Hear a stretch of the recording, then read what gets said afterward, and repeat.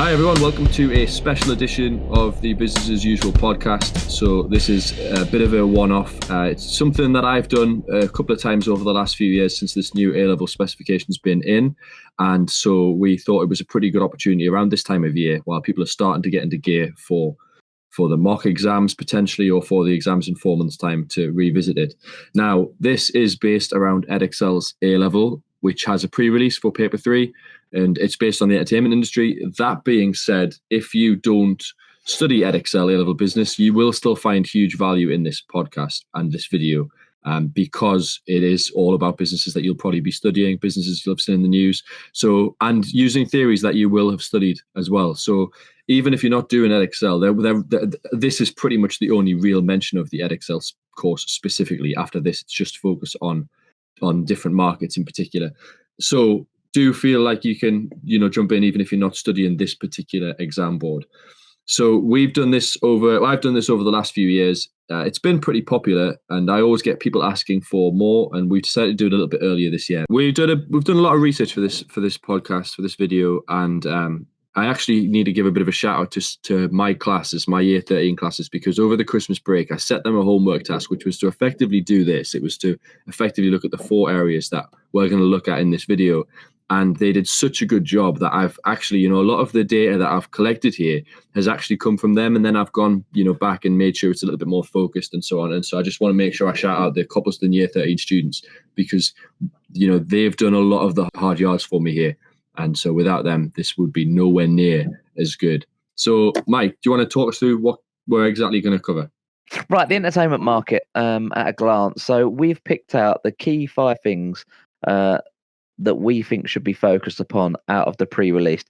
Now, you should look at as much of the pre-release kind of topics as you can, but like I say, we picked out the 5 key ones. So we've picked out traditional TV packages, Sky, NTL, etc., or should I say Virgin these days.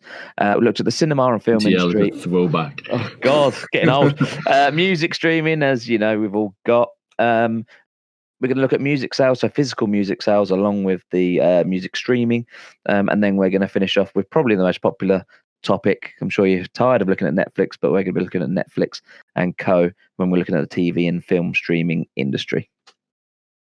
Yeah, so we're going to look at a couple of different ways to analyze each of these markets. We're going to look at 4 main areas in particular. So the first thing we're going to have a look at is who the main competitors in the market are. Right, so obviously we've got Porter's 5 Forces, which is used to analyse the impact on a firm's competitiveness in a market, put forward by Porter, not to be confused with Porter's generic strategies, etc. And we're also, like Jack just said, we're going to be looking at Pestel, which is looking at the external environment. Right, okay, so we're going to kick off with traditional TV packages. So we can clearly see that it's a market dominated mainly by 2 firms. We can clearly see Sky, the market leader, with monopoly power at 58%. And we have Virgin Media that have increased in popularity over the years to try and take on Sky with 23%. Overall subscribers in the market, we have 16.5 million.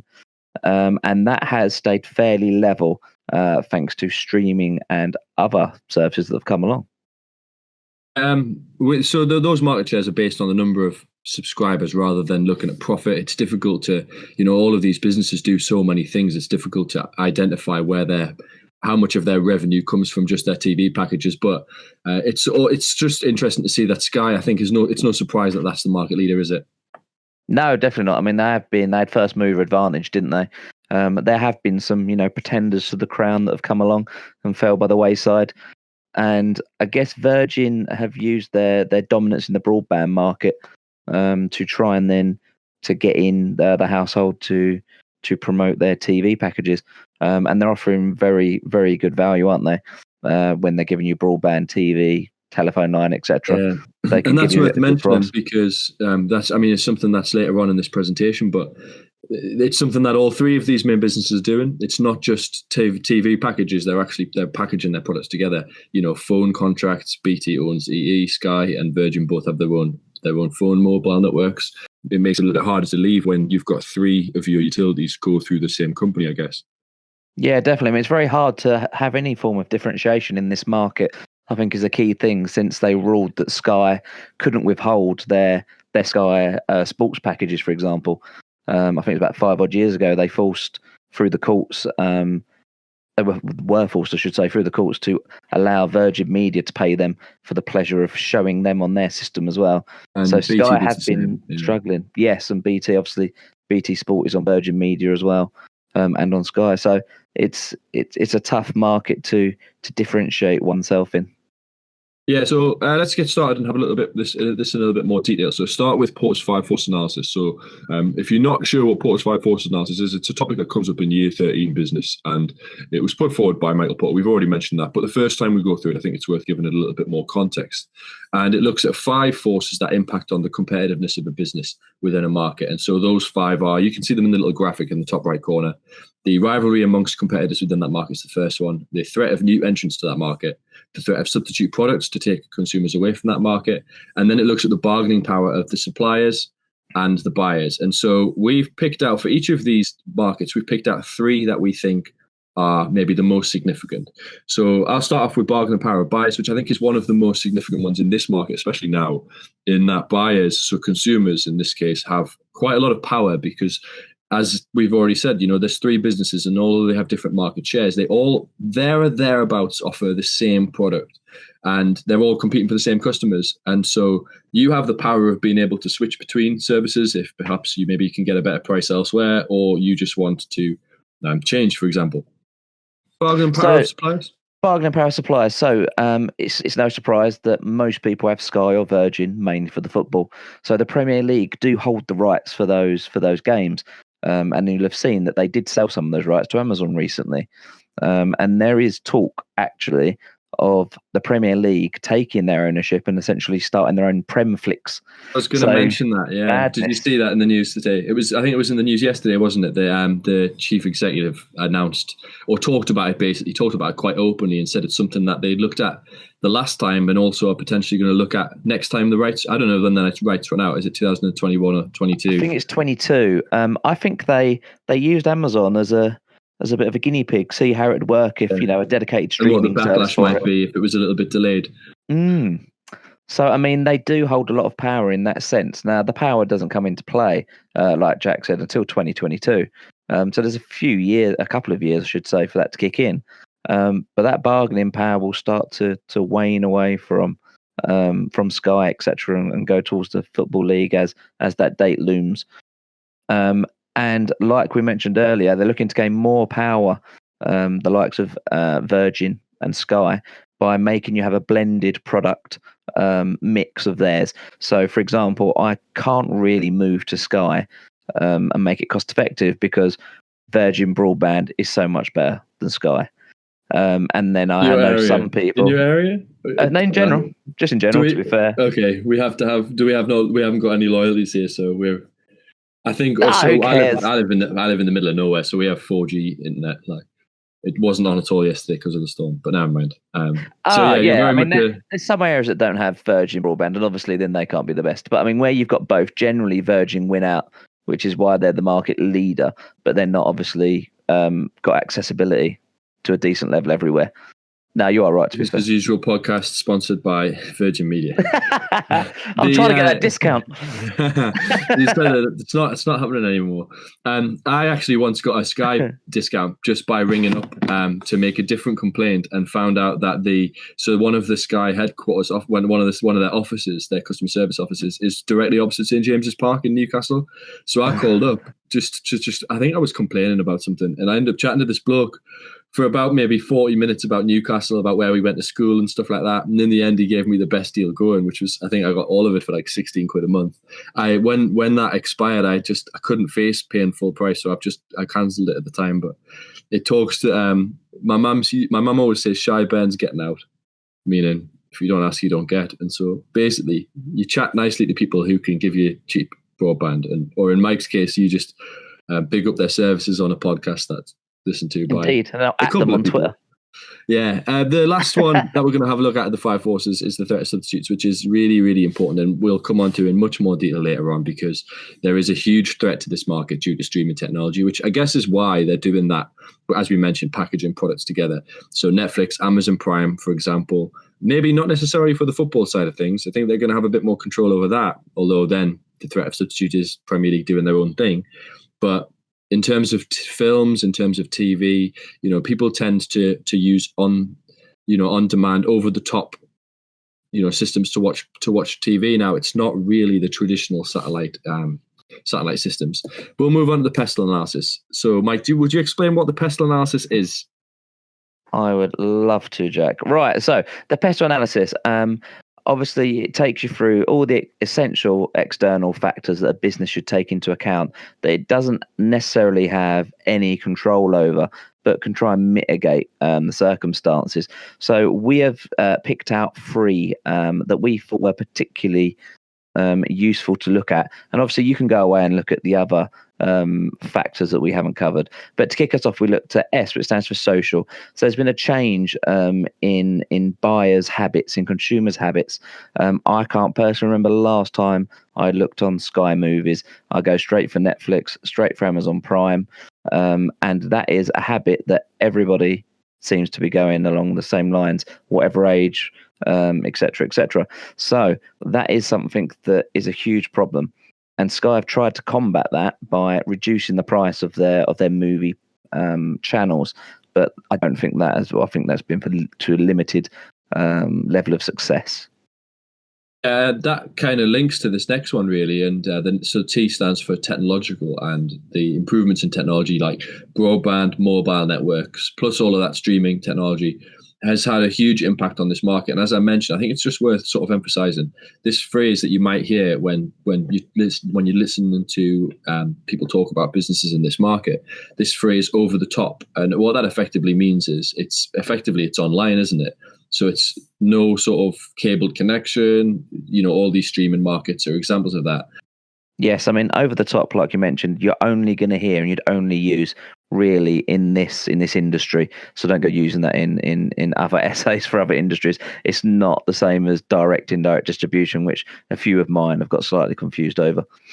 So the last one we thought we'd have a look at is L, which stands for legal. So Ofcom, you've probably heard of them. They regulate the market, and they ensure that the providers are abiding by the laws and what's ethical.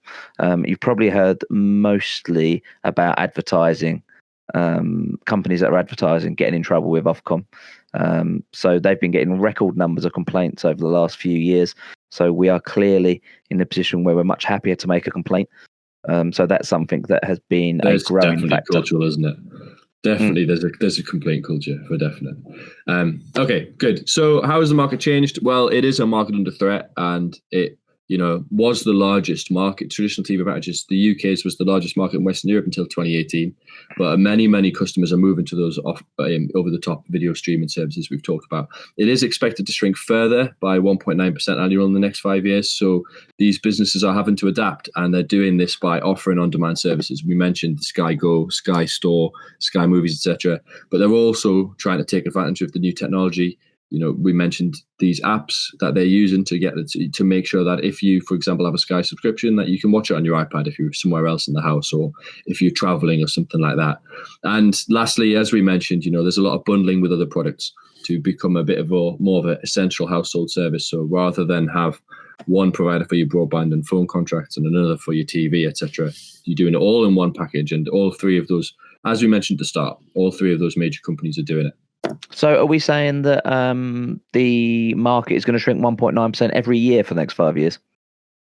Yeah, that's what they're saying. Just making sure. I read that somewhere. I can't remember where I read it. I didn't quote the source. But yeah, that sounds reasonable. I mean, I wouldn't be surprised if that accelerated if for example, you have Premflix, etc., and you have Netflix and Amazon Prime keep up their growth. I hope they come up with a better name than Premflix. I think that's the Sun probably coming up with that. Sounds about right. That sounds very the Sun. Yeah. So the next market we're going to look at is the cinema market, a very popular market, one you've probably looked at in class, with lots of mergers, takeovers, Cineworld being one of the examples. So as you can see, it's a tightly contested market. Cineworld, the market leader, with Odeon and View cannot behind it. So it's an oligopolistic type of market. There's lots of non-price competition. So they're competing over quality of their actual cinemas. There's a lot of very niche, independent cinemas that are still out there that are offering, for example, table service. I should say table service. Yeah, table service, food and drink, waiters service, etc. Sofas. It's all different little ways to try and differentiate yourself in a market that's fairly homogeneous. So yes, and you've got smaller ones like Empire, etc., that are bringing up the rear. They can't compete on price necessarily. They can't compete. There's a little bit of a difference in price, but they're going to have to work pretty hard to come up with ways for consumers to view them as the best, because ultimately they're always showing the same films. Like, you go to Empire to see Star Wars, it's the exact same film you're going to see at Cineworld or Odeon, and so there's other ways they've got to try and make their sort of themselves stand out. So that takes us into our 5 forces analysis. So rivalry amongst competitors is, there are only certain areas in which they can compete because the product is the same. So they do compete on price to an extent. I mean, Cineworld is actually quite expensive compared to Empire, which I was a little bit surprised at. The experience, how comfortable the chairs are, how sofas, recliners, food concessions, you mentioned service earlier, being able to get stuff delivered to your seat. The availability of seats is also a pretty big factor as well, because some of these cinemas, depending on the size of their property, are much different sizes. And so as a result, if there's only a limited amount of supply of seats, then that might be a factor that differentiates these companies. So they all are working pretty hard to set their unique selling point, set their differentiating factor in a market that is quite competitive, as evidenced by the similar market shares. Yeah, definitely. And I think another point to bring up is the fact that they have such tight profit margins on their tickets, because they're paying a lot of money to the publishers, to whatever extent, the studios. So they make very, very, very little money on each ticket, and with all the food essentially brings in the profit. And that explains why popcorn's like 15 quid for a box of popcorn. Oh yes, so you should feel really guilty when you're smuggling stuff in. I don't somehow, but I should. Bargaining power of buyers, and I guess that's really the availability of competition is quite important, because if there's only one cinema in the local area, then you don't really have a choice. If you've got more than one in the local area, then you do have a choice. And so I guess that's something that's worth considering. As a buyer, do you have much option as to which cinema you go to? And actually, what determines the market share? Is it how many branches they've got, or is it how many cinemas they've got, or is it how good they are? And I think it's also worth mentioning, is the hype for a brand new movie the same as it once was? Does it still happen that way? A few good points, to be fair. You're completely right about the regionality of, whether you've got a lot of bargaining power or not. In central London, you've got great bargaining power. You've got a View, you've got an Odeon, you've got a Cineworld, you've got other independents. As soon as you come out of London, just outside the M25, and probably where you are, you've got much less power. You've got maybe 1, 2, if you're lucky, within driving distance. And then coming on to the hype, you're completely right. Everyone's more worried about when the next season of a show comes out on Netflix. Outside of hype, though. Some of them. Yeah, I mean, you've got the Hunger Games and the Star Wars. Yeah, they get the hype. But still, is it we must go to the first night, it's out kind of hype? I'm not sure. Did Star Wars midnight showing before Christmas? Are you coming out as a geek live on YouTube? All my students already know. I was talking about beforehand. Short of dressing up as a Jedi, which I didn't do. I think that's pretty clear. It's pretty clear to anyone who knows me that I'm a bit of a Star Wars nerd. I got the Millennium Falcon. There was a thing on the podcast earlier in the year. I was begging for it for the you was. I remember Millennium Falcon. I got it from my girlfriend. So happy days. You better tell people not to purchase that and cancel it on I Amazon. I don't think there's any danger of anyone buying it. The last one. Do you want to do the last one? Yeah, finally, threat of substitute. So, I mean, we're going to sound like a broken record here, but Netflix, Amazon Prime, etc., really are the key substitute to these. And it's not even just them; it's your illegal streaming sites, which you should totally not be using. Those sites have also been a huge problem for the film industry, and several leading studios have come out and said that it could, if not controlled, lead to their demise. Maybe a bit dramatic, but it's definitely causing issues for them, which essentially is forced all music into streaming, isn't it? So yeah, it's a problem. They're going to have it tough, and you're going to see cinemas maybe continue to decline into the future. Let's have a look at the personal analysis then. So we've gone with economic at the start here. So I think income has a direct impact on cinema visits. It's considered a luxury good. I mentioned popcorn is really expensive. Someone's and triggered so, by popcorn. Yeah, can you tell I've got a thing about popcorn prices? And so that, when you talk about economic factors, you're thinking about things like income, you're thinking about levels of unemployment and so on. And so it's one of the, if you were to have a drop in incomes, it's one of the first things to go, because it is considered luxury. This and sort of meals out, like meals out at a restaurant, are very clearly going to be affected by a drop in income. Yeah, definitely luxury goods that people will put at the bottom of their list of priorities. So yeah, I mean, we haven't really talked about the economy so far, have we? So the economy is expected to probably have very low growth, if not a slight decline. Not that I want to be a Brexit naysayer. So this could be another problem in the future for cinemas. They're definitely not going to be seeing any huge spike in growth from the economy to help them against Netflix and Amazon Prime. We mentioned social just earlier, in the previous little bit. Films do still make money. You look at the numbers for Marvel and Star Wars. Some of those releases and some of those opening weekends are among the most profitable in history. So there is a level of hype for some new releases. Maybe not quite as many. Maybe it's not quite as high a volume of films that are coming out that are getting all this hype. But the big names, they tend to all be owned by Disney. And I just wonder, maybe social media is helping that a little bit. Maybe the fact that social media is such a big thing is actually kind of allowing, these film producers to maybe get a little bit of a head start on advertising, rather than it just being trailers. You can just chuck these trailers on social media, on YouTube. I know YouTube's been huge for the launch and sort of promotion of films.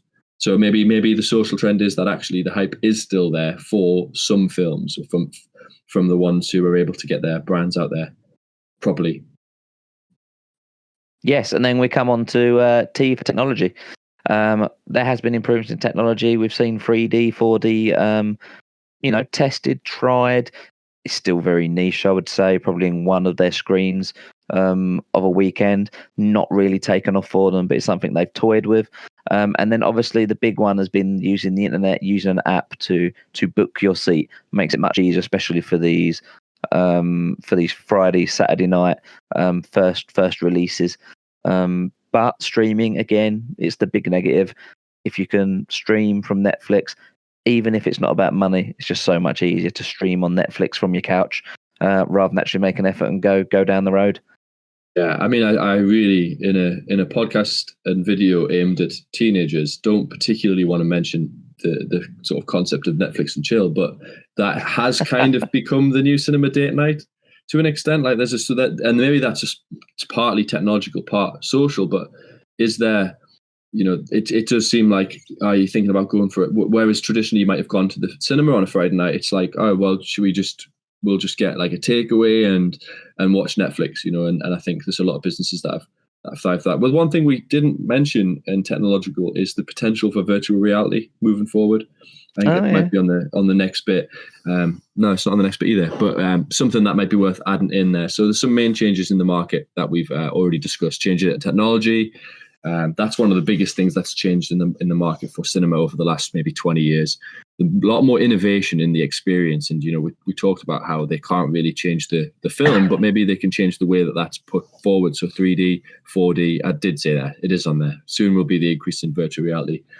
There's the threat of streaming services as well. So those have already been mentioned, but one thing to have a look for is the mobile friendly cinema. So there's a few cinemas. Oh no, it sounds awful, doesn't it? It does. Like phones at a concert, isn't it? It's the worst, isn't it? When you're at a gig and you're looking at the stage, and I mean, I'm 6'5", so I get away with it, but like you can just see all these phones everywhere, and people aren't even watching it; they're just watching it through their screen. So apparently, there's an app, like in-show apps, where while you're watching the film, you can like answer trivia and stuff like that. It sounds awful. It just sounds like people trying to appease people for just being on their phones all the time. Like, if you need to be on your phone when you're at the cinema and you've literally got this movie that cost £130 million to make, and you need your phone to keep you entertained during that cinema, then you have some serious problems about attachment to your phone.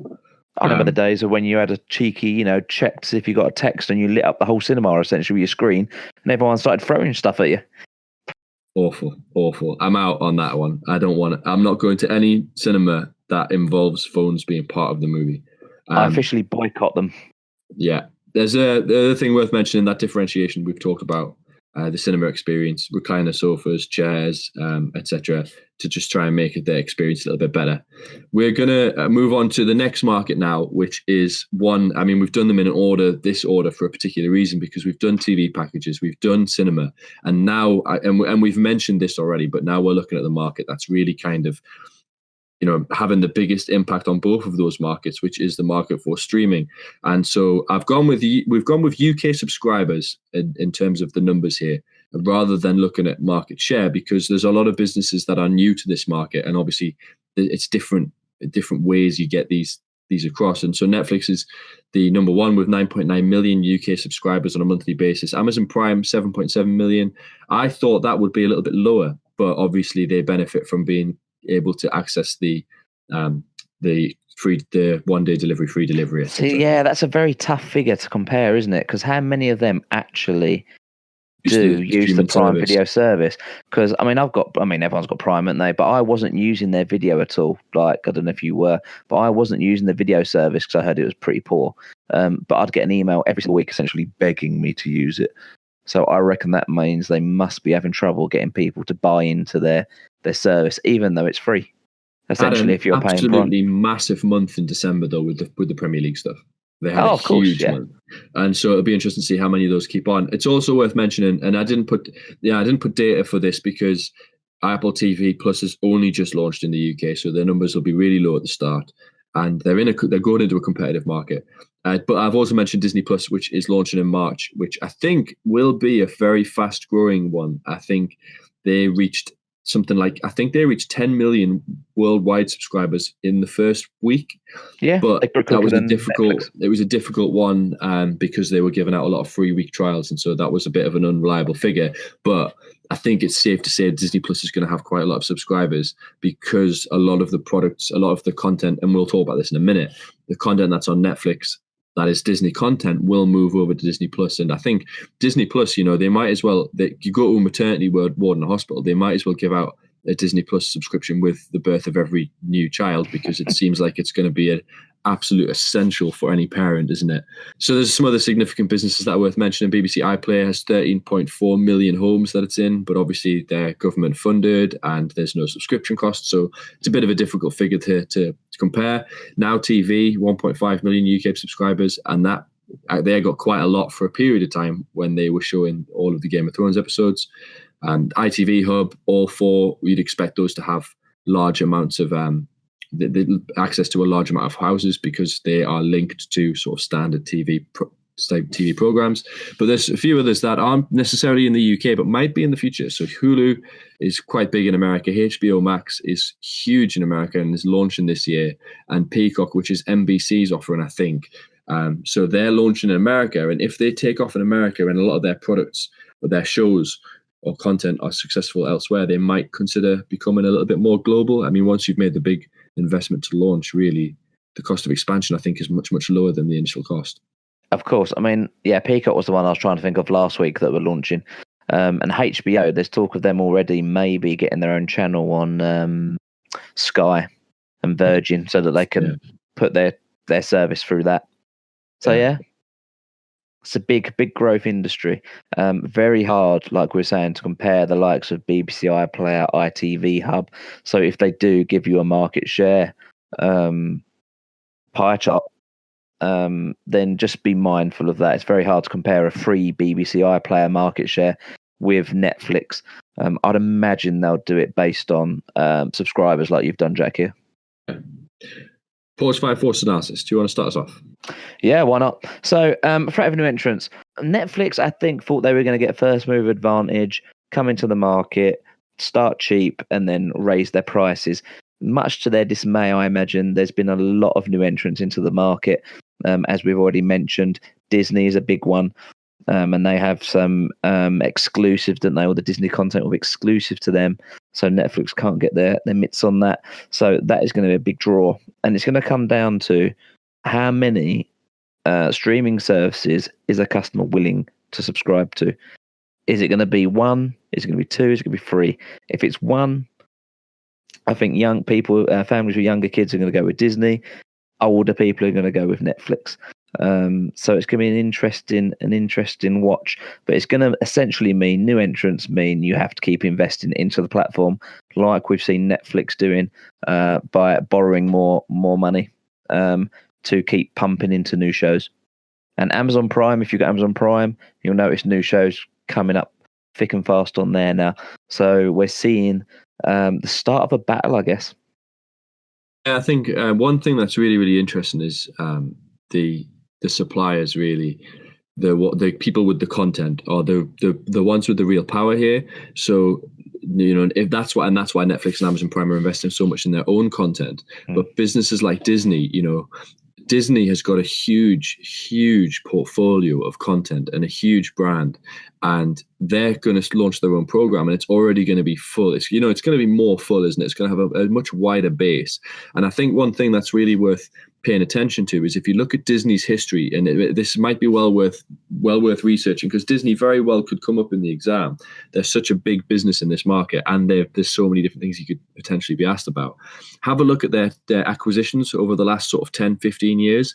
They've bought brands that are just huge providers of content, huge intellectual property. They bought Star Wars, they bought Marvel, they bought Pixar. They've really not a different kind of investing. Netflix are making a lot of their own content, things like Stranger Things and You, etc., and they're spending a lot of money on producing their own original content. Disney have kind of done it a little bit differently. They've gone out and they've bought massive successful brands, massive successful intellectual property, and then they've just taken it to new levels. And it's really strengthened their position, hasn't it? Yeah, definitely. I mean, it's your two different ways of growing. I guess you've got your organic growth, which, like you said, Netflix are doing. And then you've got your external growth through mergers, takeovers. Takeovers, obviously, for Disney due to their size. And I think Marvel was their latest one, wasn't it? That was their crown, the jewel in their crown, I should say. A few years ago, yeah. I listened to an interview with Bob Iger, who's the CEO of Disney, and he was talking all about it and how much money they actually had to put into these things. And, Pixar in particular, it was effectively a decision. They recognized that their animation studio wasn't going very well, wasn't working very effectively. And so the two options are: do you, as you mentioned, organically grow and invest more money in it and try and make it better? They decided that the better option was to go out and buy Pixar, because ultimately Pixar was better than they were. And so it's something that's clearly paid off, because they must have made that investment back countless times over. Definitely. Right, moving on with rivalry amongst competitors. We've kind of talked about this already. It's fierce, and it's only going to increase as time goes on. So we've talked it's going to be a content war, essentially, and it'll be interesting to see how that will play out. Netflix taking by far the biggest risks, capital-wise. Will it pay off? Will it not?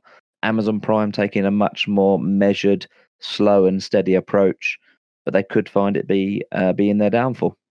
The bargaining power of buyers is likely to increase significantly as there are more businesses joining this market. If it becomes, at the moment, it's a bit of a big two, but, if Premier League get in there with their own package, if Disney obviously enter in the market and Apple Plus, consumers might have that decision to make about whether they're willing to pay for more than one, and if not, which one are they going to go with? Yeah, definitely. I mean, we mentioned it earlier, didn't we? They're not going to be particularly cheap. All this content is going to come at a cost. So expect to see Netflix, etc., creeping up in price £1 or £2. And it wouldn't surprise me, I think we talked about before in an earlier podcast, will Amazon actually do a separate subscription for their Amazon Prime Video? Not soon, I would say, but in years to come, possibly. Personal analysis. So again, we'll go with economic. Currently, these services are very competitively priced, and I think, as you mentioned, maybe Netflix were looking to potentially put that up a little bit, but they haven't been able to.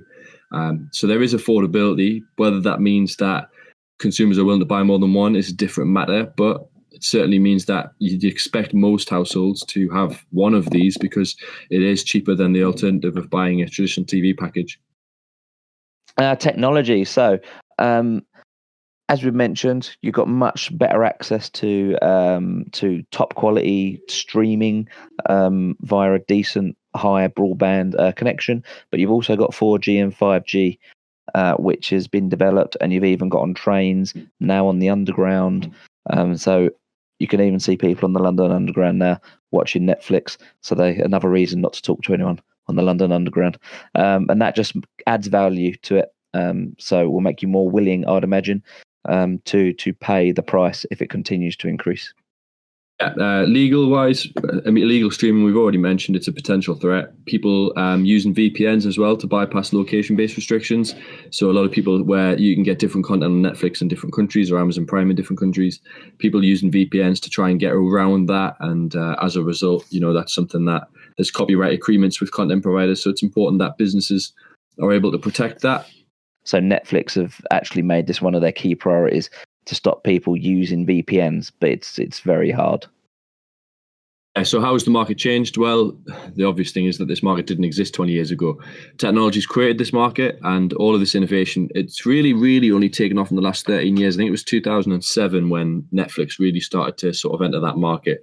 And we've already mentioned new entrants to the market trying to capitalize on the success of the likes of Netflix and Amazon Prime. But even established companies, Sky, BT, and the BBC, they have to make sure that their products are protected as well.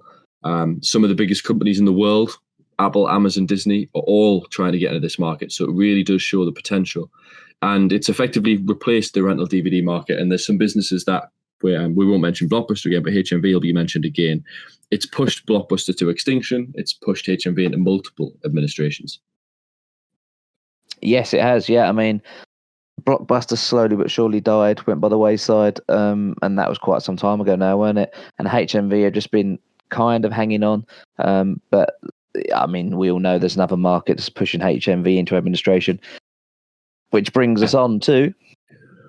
Yeah, so the next one that we're going to have a look at, we've got two more to go, and both are based around music. This one's music sales. And so what we've looked at here is this graph shows, and you might want to pause it to get a proper look at it because there is a lot of information on there.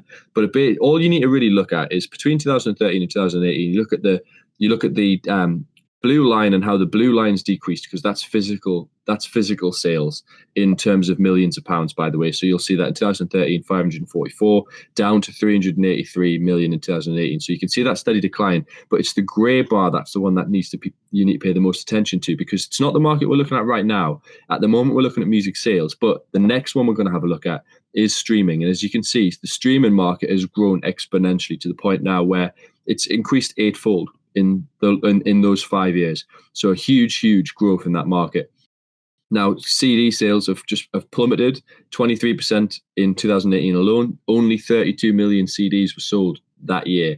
In 2009, so going back 11 years or 11 years, it was 3 times more than that. So it just goes to show that the CD is just not needed anymore. And some further statistics to just support that: 91 billion tracks streamed in Spotify and Apple Music in 2018.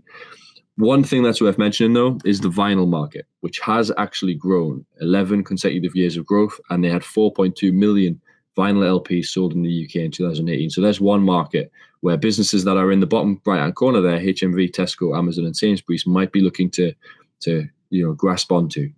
Yeah, I mean, at the minute, the vinyl market's being completely taken by online and your little niche record shops. Where the trendy kids are buying the vinyl again. You say that though, but if you go into HMV, so much more of their floor space is now vinyls. And I guess the key thing with the vinyl is you can't download a vinyl. The appeal is entirely physical, and so as a result, it can't be replaced by streaming services to an extent. Let's get on with the Porter's 5 forces analysis. So Porter's 5 forces analysis. So, threat of substitutes is clearly the biggest one. I mean, I remember the days of when they would say they will never stream. They will want something physical for their money, and clearly we don't. So streaming is the biggest one. So you've got streaming, Spotify, etc. Like we mentioned, they are clearly the substitute. They're taking over. Won't be long until physical music, apart from LPs, I would say, will be gone from the market. Yeah, so it's the same way the cassette and floppy disk did. So guys, if you're in sixth form now and you don't know what those words mean, cassette and floppy disk, just ask your parents or your grandparents or something like that. There is the threat of new entrants. The best example of this is Amazon, who pretty much decimated the market around it when it ended the CD market, and they did that through e-commerce. We've got examples of many examples of businesses that have struggled. HMV's been into administration several times. Zavvi came and went. Virgin Megastores doesn't operate in the UK anymore, although they're sort of surviving elsewhere. So you can really see the impact that a new entrant, just as Amazon, with obviously all of their power, has had. And then finally, rival among competitors. There is rivalry, but the market, let's be honest, is pretty dead. So the rivalry is not too fierce. HMV are the leader, I would say, of selling just music. But I mean, most people are buying their music, their physical music, even now through Amazon, Tesco, and other supermarkets. So HMV, I would imagine, won't be around for much longer. They've got a massive brand, and so I guess they've survived on the basis of that more than anything else. Let's have a look at the pest analysis. So we've got a political one here, and it's worth thinking about one of the reasons why. Why is it that the e-commerce stores have had so much success in this market, whereas businesses like HMV haven't? Well, business rates on high street premises has had a big impact on that. So HMV has over 100 stores and used to have so many more. All of the costs that they're going to have to keep those high street stores going, in particular business rates. And there's been quite a lot of talk actually about, government potentially cutting business rates to try and save businesses on the high street. It's something we've talked about on the podcast quite a lot, and HMV is an example of that. Yes, I mean, I think before you go into the exams in the summer, have a think about, are business rates being cut enough to save the high street? I think the general consensus is it's a bit too late. But obviously, you can form your own opinion on that. Technology also has been an opportunity through e-commerce, but it's been a threat more than anything else. I think that that opportunity to go online and sell your products is come and gone really, and now technology with streaming services, we've mentioned them a lot, but they're such a big part of this market. Has now become the biggest threat. And finally, legal. I mean, illegal streaming was a huge problem for from physical music. Not so much now, because, like you saw from the original chart, downloads have gone down. But you do still have YouTube ferociously trying to take down videos and audios of songs that shouldn't be on their platform. It's a nightmare. We did a Levers video, and we did carpool karaoke, and we had this entire bit with Adele, and it's just a bunch of teachers singing in a car, so it's not like, we were ruining a song, don't get me wrong, but but they pulled it down. We had to cut it out. We had to cut half the Levers video out to put it on YouTube. It was a real shame. So I've never liked Adele since then. Usually they just take your ad revenue away. We weren't making ad revenue, but yeah, no, they pulled it down. So I don't like Adele. I think she's fake. But anyway, that's a different story for a different podcast. Adele was not liking your video. No. To be fair, we did ruin her song. How has the market changed? The music has just gone through huge amounts of changes as technology's changed. So you've gone from vinyl to cassette to CD to MP3 and now to streaming. And you can see that the brick and mortar businesses in this market have all struggled and failed since Amazon's ended. And they've got huge cost advantages, which allows them to have cheaper prices and take advantage of this growing trend for convenience, where we want to be able to order things without actually leaving our chair. And now the threat of streaming companies means that market for CDs is shrinking even further. Which takes us nicely into the final market we're going to look at, which is the music streaming service. Now, this is another market where there is a clear market leader in Spotify. I don't know many people that don't have Spotify these days. They're a strong market leader with 36%, with Apple, who actually had the first mover advantage. So this goes against the theory that the first mover advantage is likely to lead the market for a considerable amount of time. So Spotify have got the widest library, and they provide a very good free service for what it's worth, to actually get you engaged and then buy the full subscription. So I think over 30% of their subscribers are actually free accounts. I think it's worth mentioning, to follow on to your Apple point, Apple did have the first mover advantage, but it was specifically for Apple products. And so as a result, if you didn't have an iPhone, you didn't have Apple Music. And so I think that kind of limited them to an extent. And it was easy for Spotify to swoop in where there's no sort of affiliation with a handset provider. They were able to just go in everywhere. Oh, definitely. It's very, very much a snob factor, weren't there? If you've got Apple, you can listen to iTunes. If you haven't, tough luck. And Spotify kind of broke that mold, didn't they? There's some statistics at the bottom as well. June 2019 alone, there were 304.9 million music subscribers globally, which was up 34 million on 6 months previously. 18.2 million UK subscribers estimated last month, January 2020, which is up 5.4% year on year. And most of these are the younger market. So the market that 25 to 30. Are you still in that market, Mike? I mean, am I still in that market? Only just. I'm hanging on.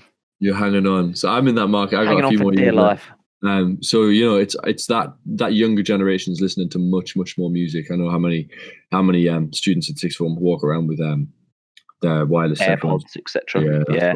I mean, it's important not to miss that you've also got good old Amazon there again with their Amazon Music in third position. I was surprised that they had built such a market share percentage so quickly. Lastly, YouTube as well, who are pushing that big time, because every time you watch a music video on YouTube, they're always trying to say, "Oh, well, have you considered YouTube Music?" And it's like, no, I have not, and I will not. Where's that pop-up blocker? Giving me this pop-up. Yeah, no, every single time. So let's have a look at the Portage 5 horses for this final market. And, this is a huge market and it's very, very competitive. So have a look at the rivalry amongst competitors.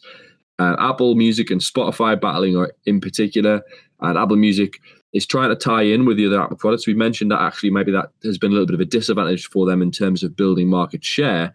But, they do have a lot of really loyal customers. And as a result, they've been able to tie in to that brand loyalty, and they've acquired Beats by Dre, for example, as another example of just how they're trying to really get a sort of a real standing in this market. Spotify, I mentioned this on last week's podcast, and I think it's worth mentioning again. Spotify looking to increase their digital content, so moving away from just music streaming, but looking at podcast networks. So they purchased The Ringer last week for their 30 podcasts. So just an example of how these businesses are trying to differentiate themselves. Even now, even Spotify, with its huge market share, definitely knows that it can't sort of sit quite happy on 36%. They know that they're under threat. Yeah, essentially all they've got really is their brand, haven't they, to differentiate them. So bringing out and building, I should say, that podcast network is an advantage of Apple that have had, I suppose, over the years. But now Spotify are looking to do battle in that part of the market as well. For what it's worth, when we published this podcast the first time, Spotify accepted it and Apple didn't the first time. And I've never gone back. So I'm Spotify loyal to the end. Fair play. Someone's been hurt. Their ego is dented. Petty, but yeah, that's fine. Bargaining power buyers as well. As we mentioned this with the TV streaming and the film streaming. As more businesses join the market, the buyers have more power over which one they subscribe to. And, realistically, you're not going to have more than... You might have more than one TV streaming service because they're offering different products. You're not going to do that here because the portfolio of music is practically going to be the same. We mentioned already YouTube entering this market. Amazon are making a significant push. And so, maybe one of the big things is going to be price when people are making these decisions that they're going to consider. Definitely. Which brings us on to the bargaining power of suppliers. Now, in theory, you could argue that they have very little power. They need to be on all the platforms to get the most streams, to get the top 40, blah blah blah, to get their revenue streams. However, there have been a few divas, shall we say, that have decided to pull their rights. I think Taylor Swift was the biggest one, weren't she?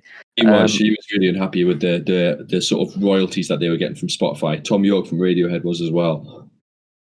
So yeah, I think that was like you just said, Spotify, I think, wasn't it? So they pulled their songs from the platform, and that could actually be where we're going. You could maybe see some exclusives to Apple, exclusive to Spotify, to try and differentiate a bit like the consoles do. Yeah, so one example that's worth mentioning is Jay-Z and Kanye West started their own one, didn't they? They started Tidal a few years ago. Is that when's that? Yeah. I don't think it took off very far, really. But now I think it's been in the last year that their materials started to go on Spotify. I think they've maybe finally realised that by limiting it just to Tidal, they're actually missing out on a wide range of potential consumers. But yeah, they did it their own way, and they did the exclusive. Beyonce did a sort of exclusive track for Tidal. Kanye West and Jay-Z did exclusive for Tidal as well, but it doesn't seem to have worked. Let's have a little bit of a look at the pestle analysis then. So social, we've got trends at play here. Subscription service, it just seems to be a trend, doesn't it? People like to subscribe to things now. You've not just got subscriptions for TV, subscriptions for streaming, subscriptions for music. Rather than buying CDs and going out and buying the albums you want, you can listen to pretty much anything if you've got a Spotify subscription. So it seems like there's a trend towards subscription services, and we've seen this in other markets as well. So we've seen this in like the food market. You can have a subscription where every month or every week they'll send you like 2 meals. My housemate has a subscription to coffee, so every week he gets a different coffee sent for his posh coffee machine. So that seems to be a bit of a social trend. Yes, definitely a social trend. So I am obviously a lot older than many of our listeners. So I am slightly wary, as my parents are, and the parents of their listeners will probably be, of signing up to too many subscriptions. I like to give something a go, see how it is, and then just keep purchasing it month after month. A subscription, to an extent, being tied into a year contract is something that people used to be wary of, and now, as you've said, is now commonplace. Cars is another example. People subscribe to cars effectively, don't they, by going through these finance deals where you pay monthly, and then at the end of the 3 years you just get a new car and continue to pay monthly. Yeah, leasing, etc. Very big now. Which brings us on to technology. So technology essentially allows the market to exist. If we didn't have such good Wi-Fi, such good 4G, 5G, you wouldn't be able to stream on the way home and on the way to school with your AirPods. So technology is only going to improve in the future and increase the quality of music. That was the big criticism of streaming, music streaming. They would argue the quality is not as good, but now that can't be said, and that's all thanks to technology. Yeah, that 4G and 5G network. I mean, my phone's technically 5G, but I live in Suffolk, so there's no way I'm ever getting 5G anytime soon. Can't get 3G, can you? We get sometimes we get 3G. We've mentioned the legal criticisms before of Spotify and the others for the way they financially reward musicians. You can find loads of examples of that online if you search Spotify criticisms. In fact, I think there's an entire Wikipedia article just about it. So there's loads of right holders that have withheld music from these platforms for this reason. And as we've mentioned, how has this market changed? Well, this market is another one that didn't exist just 20 years ago. It didn't exist when the current sixth form students were born. And it's a market that's developed as again with technology. And you can see how important technology is to this entertainment industry, and how much things have changed since broadband and 4G, 5G phone networks and smartphones have become much more commonplace. And then the last thing I think is worth mentioning, that subscription-based model, that's something that's really started to kick on over the last sort of 6 or 7 years.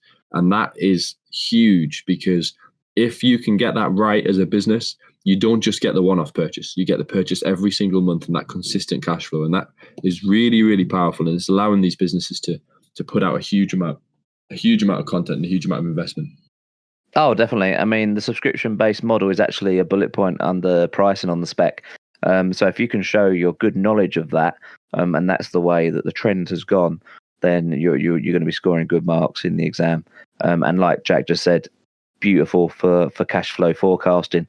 And just ensuring the future viability and growth of the service. Right, that pretty much takes us to the end. So thank you very much for watching or listening if you listen to it on Spotify. Just so that you know, we do these podcasts. They're not always like this. They're usually about 10 minutes long, just going through business news every Friday during term time. You can subscribe on YouTube or follow on Spotify if you search for the Business as Usual podcast. You can also find us on Instagram at businessasusual_, and you can follow myself and Mike on Twitter. Mine is at Mr. J Goodrich, all one word, and Mike's is at Mr. M Sawyer for a little bit of corporate consistency there with our Twitter usernames. Thank you very, very much for watching. Hopefully you'll find this really, really useful in the lead up towards your exams. If you have any questions about any of the businesses or any of the examples we've used, please don't hesitate to put them in the comments of the YouTube video and we will get back to you. Thank you very much. Pleasure as always.